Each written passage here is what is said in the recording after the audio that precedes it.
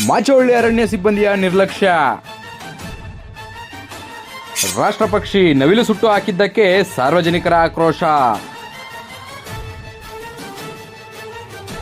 ಮಾಚೋಳ್ಳಿ ಕಾಯ್ದಿಟ್ಟ ಅರಣ್ಯ ಪ್ರದೇಶದ ವೃಕ್ಷೋದ್ಯಾನದಲ್ಲಿ ಅರಣ್ಯ ಇಲಾಖೆ ಸಿಬ್ಬಂದಿಗಳ ಕಾರ್ಯವೈಖರಿ ಈಗ ಸಾರ್ವಜನಿಕರ ತೀವ್ರ ಟೀಕೆಗೆ ಗುರಿಯಾಗಿದೆ.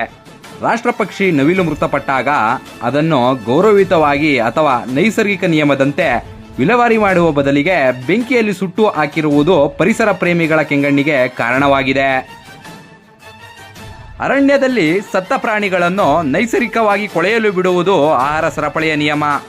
ಆದರೆ ಇಲ್ಲಿ ರಾಷ್ಟ್ರ ಪಕ್ಷಿ ನವಿಲನ್ನು ಸುಡುವ ಮೂಲಕ ನಿಯಮ ಗಾಳಿಗೆ ತೂರಲಾಗಿದೆ. ಬೆಂಗಳೂರಿನಲ್ಲಿ ರಾಷ್ಟ್ರ ಪಕ್ಷಿ ನವಿಲನ್ನು ನೋಡುವುದೇ ನಮ್ಮ ಅದೃಷ್ಟ.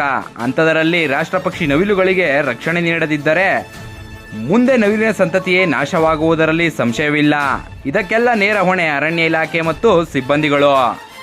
ಈ ಘಟನೆಯ ಬಗ್ಗೆ ಸ್ಪಷ್ಟನೆ ಕೋರಿ ಸ್ಥಳೀಯ ಪತ್ರಕರ್ತರು ಅರಣ್ಯ ಇಲಾಖೆ ಸಿಬ್ಬಂದಿ ಹರೀಶ್ ಎಂಬುವರನ್ನು ಪ್ರಶ್ನಿಸಿದಾಗ ಅವರು ಉಡಾಫೆಯಿಂದ ವರ್ತಿಸಿದ್ದಾರೆ ಎಂದು ತಿಳಿದು ಬಂದಿದೆ.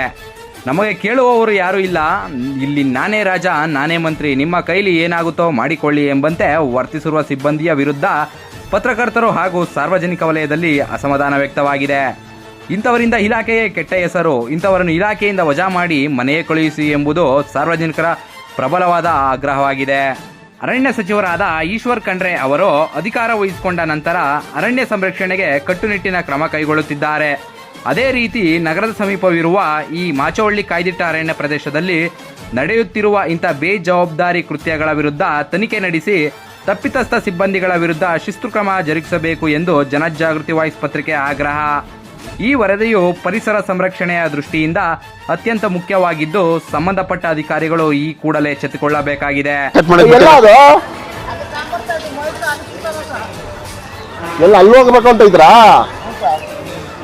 ಇಲ್ಲೇ ಸುಟ್ಬಿಡೋದ್ರ ಜೊತೆಗೆ ಅದೆಲ್ಲ ತಗೊಂಡ್ಬರ್ಬೇಕಂತ ಸೌದೆ ಎಲ್ಲ ಅಲ್ಲಿ ಹಾಕ್ಬಿಡ್ತೀಯಾ?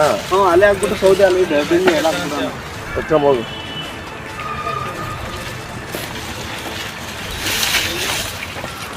ನಿನ್ನ ಹತ್ರ ಅವಲ್ಲ ಒಂದು ಪುಡಿ ಸೌದೆ ಅಲ್ಲೇ ಹಾಕ್ಬಿಡೋಕೆ.